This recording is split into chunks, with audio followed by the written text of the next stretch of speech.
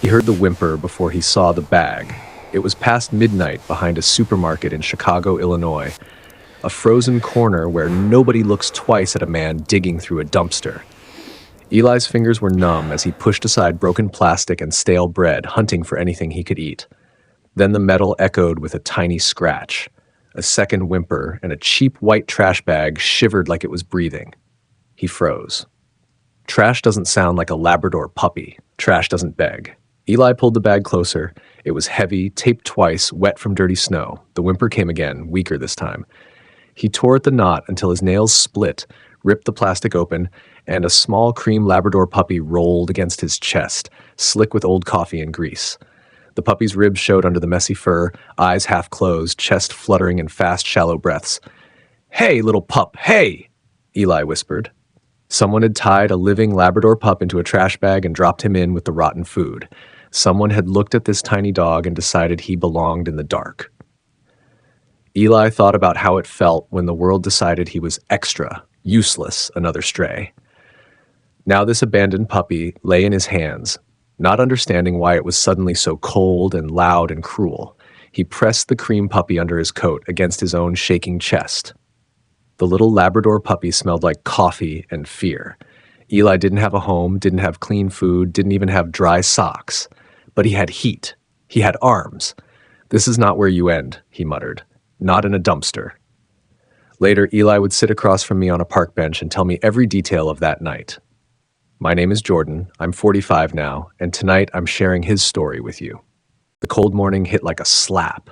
Eli woke under the bridge in Chicago with frost crawling up the cardboard and a weight under his coat. He opened it and a cream Labrador puppy blinked at him, eyes crusted, fur still smelling like the dumpster. "Easy, little guy," Eli whispered. "You're still here." He spread out what he dragged from the trash, a piece of hard bread, some cookie crumbs, a knot of cold noodles. It wasn't food for a man, and it sure wasn't what a Labrador puppy should eat. Still, he softened crumbs with water from a cracked bottle and held them to the pup. The small dog licked once, twice, then turned his head away. His ribs shifted under the cream fur in that sharp way only an abandoned puppy's ribs move. Eli's own stomach growled. That sound was familiar. The quiet refusal from the Labrador puppy felt worse than hunger. "I never begged for myself," Eli muttered, "but I'll beg for you." He tore a flap from a cardboard box and forced a dying marker to work. With numb fingers, he scratched out, "Help feed this abandoned Labrador puppy."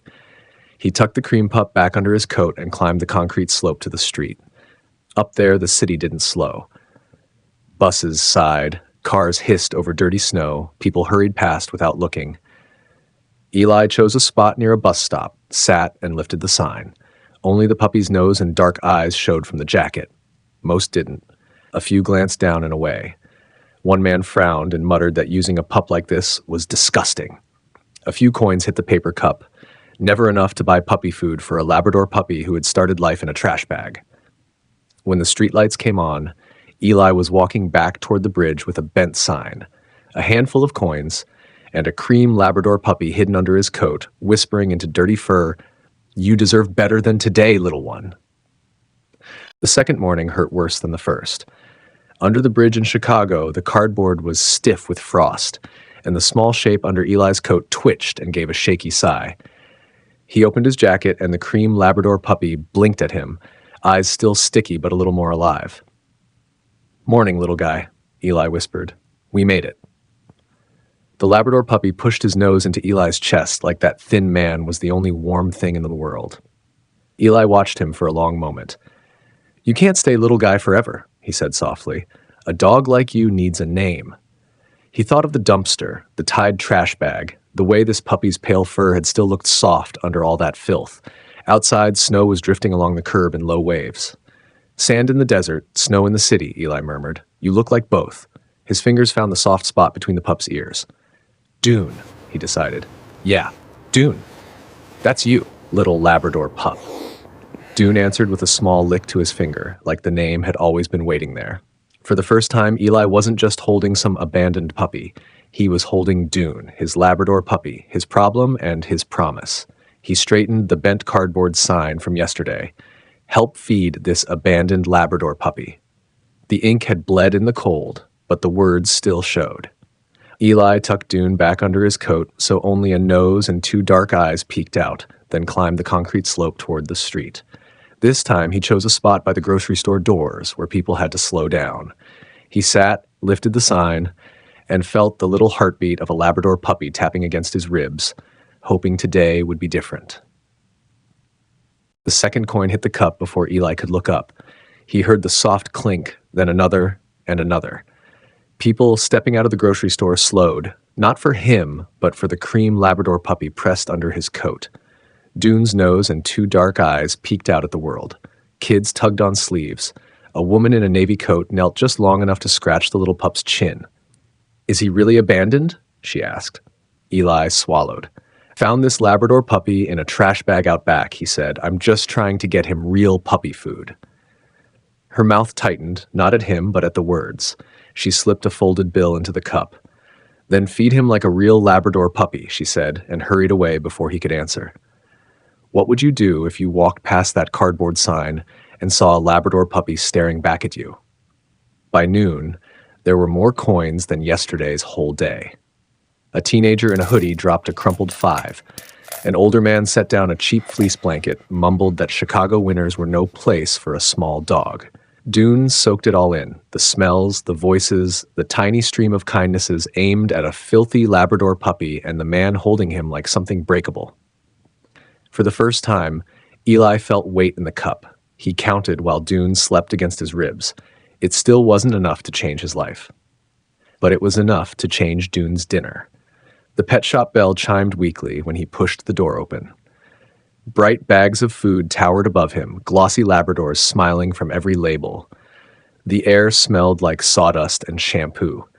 Eli tightened his grip under his coat, as if someone might try to take the little Labrador puppy from him, now that he'd finally brought Dune into a place built for dogs.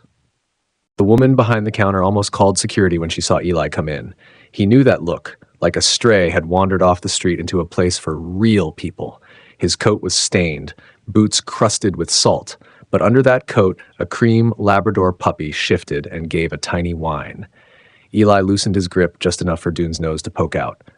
"I need food," voice rough, "for a Labrador puppy. He's little." The woman's eyes dropped from Eli's face to the soft cream muzzle. Dune blinked at her, one paw flexing against Eli's chest. Whatever she was about to say died on her tongue. "How old?" she asked, stepping closer. Shelves behind her glowed with photos of perfect Labradors, clean kitchens, smiling kids. Nothing in those pictures looked like Eli or Dune. "Maybe 6 weeks," Eli said. "Found this Labrador puppy in a trash bag. I've been giving him bread, noodles." The shame in his throat tasted worse than hunger. She winced. "Okay, no more people food for that puppy, all right?" She walked him down an aisle, pulling small bags and cans. "This is starter kibble for a young pup. You soak it in warm water. And this is soft food for a small dog, easy on his stomach."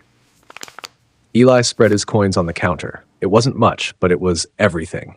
She counted, then quietly slid one can back toward the shelf and slipped a sample pouch in instead.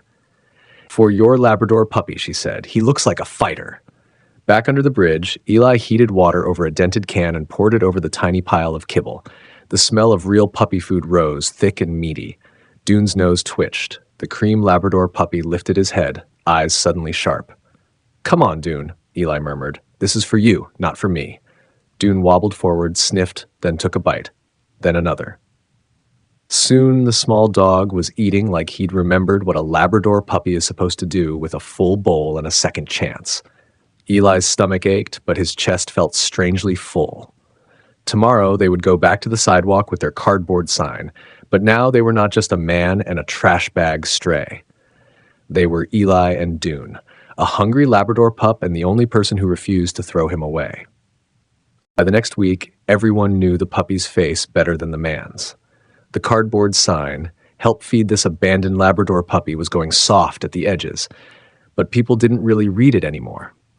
They read Dune. They read the way the Labrador puppy's head popped out of the coat and the way his eyes followed every pair of feet that passed. A delivery driver paused to scratch the small dog between the ears.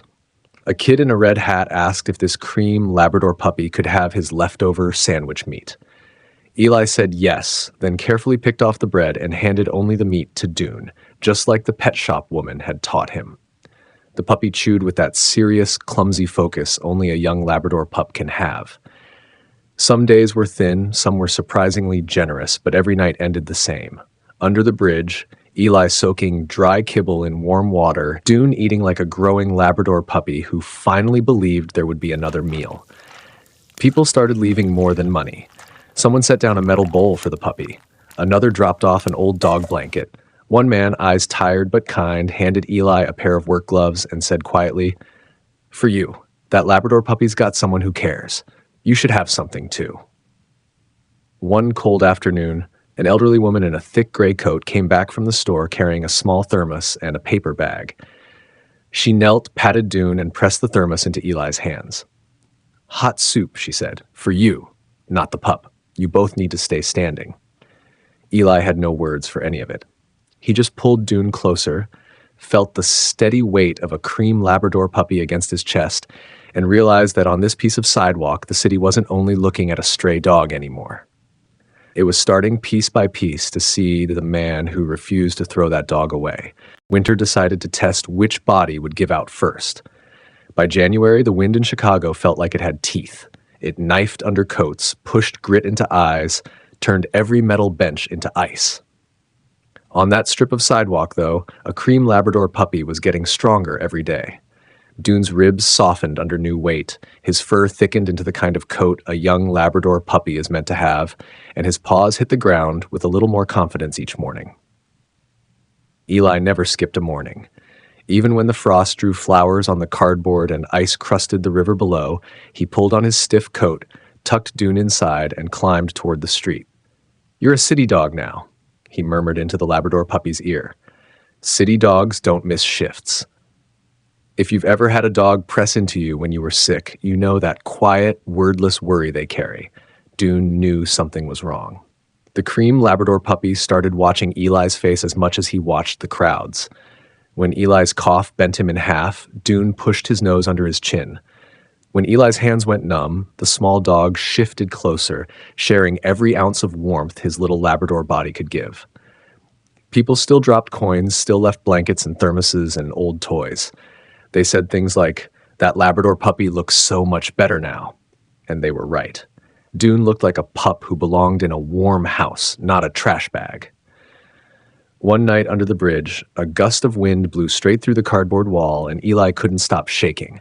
He pulled Dune tight, listening to the Labrador puppy's steady breathing. His own lungs rattled. "Tomorrow we go back out," he whispered into cream fur, voice rough and thin. "We gotta keep you eating, Dune. Long as my legs work, we go." Tomorrow came, but Eli's body was already done with promises. Morning under the bridge in Chicago tasted like metal. Eli woke drenched in cold sweat that the air froze into a chill, his head pounding, his chest strapped tight. When he tried to sit up, the world slid sideways and the cream Labrador puppy under his coat let out a sharp, worried whine. "I know, Dune," he rasped. "I know, little Labrador pup. We just need one more day." The climb up the concrete slope felt twice as long.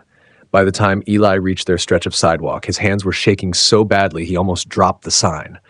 He sank down harder than he meant to, lungs burning, vision pulsing at the edges. Dune's head popped out of the coat, cream fur ruffled by the wind, dark eyes scanning his face instead of the crowd. Coins still fell.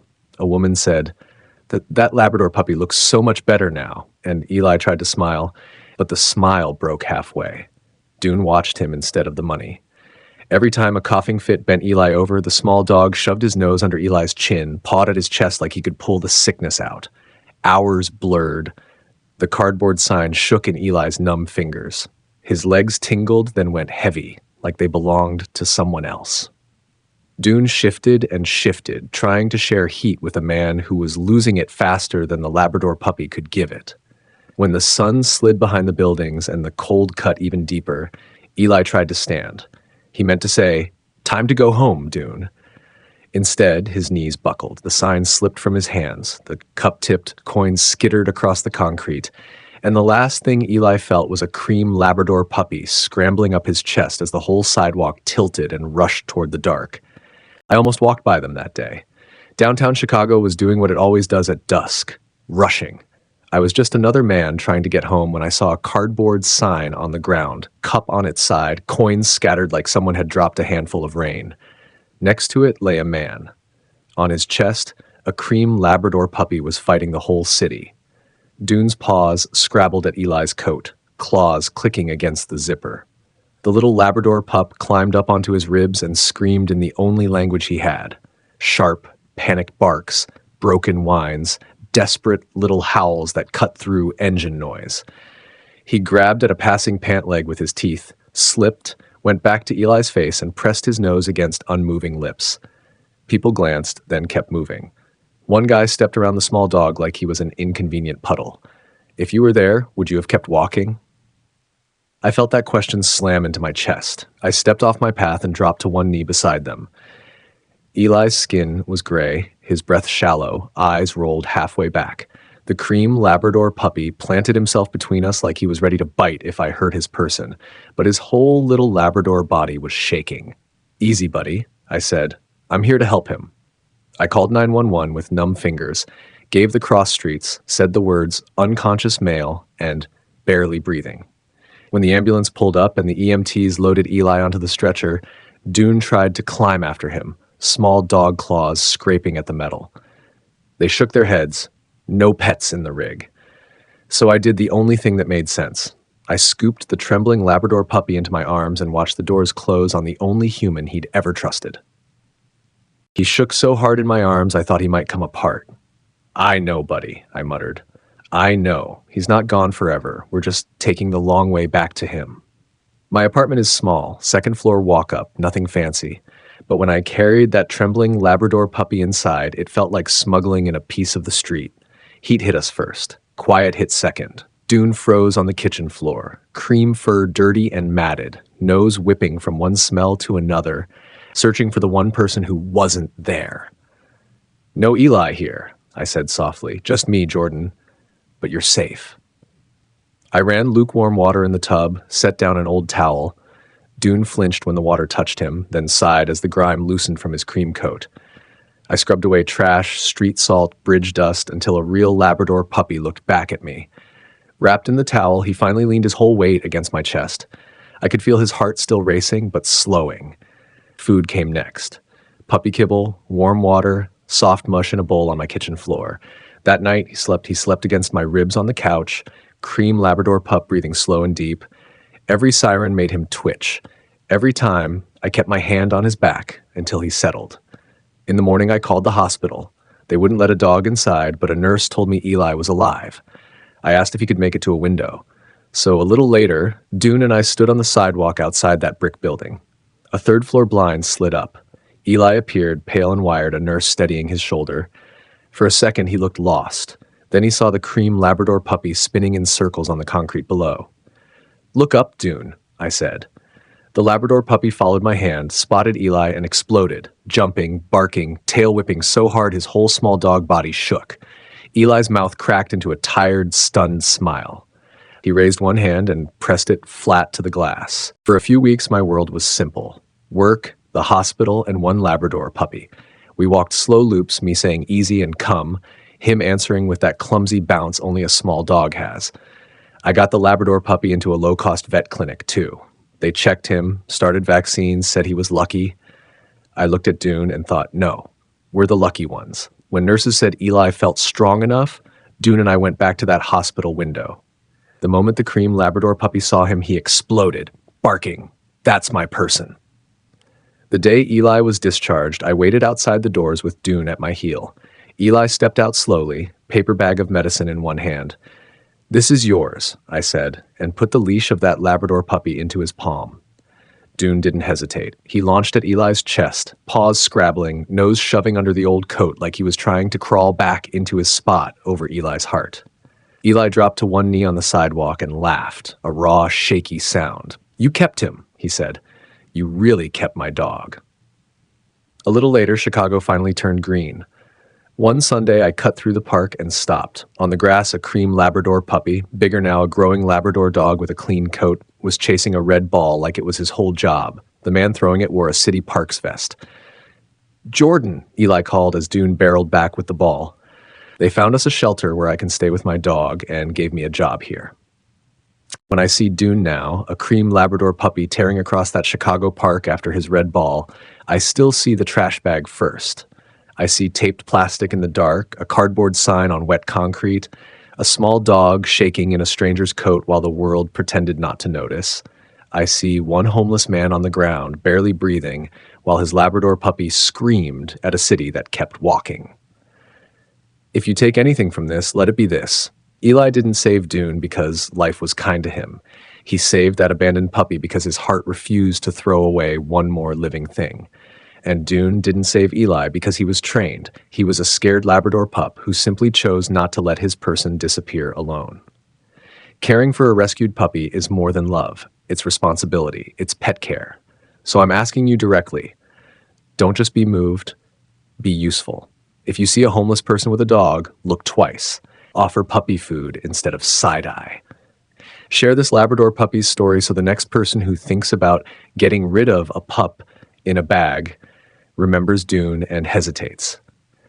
Leave a comment, pass this video on to someone who loves dogs, and let this little Labrador puppy stay in your mind the next time you're tempted to look away. One man and one puppy pulled each other out of the trash that night. You and I can make sure they're not the last. Together, we turn rescue into hope.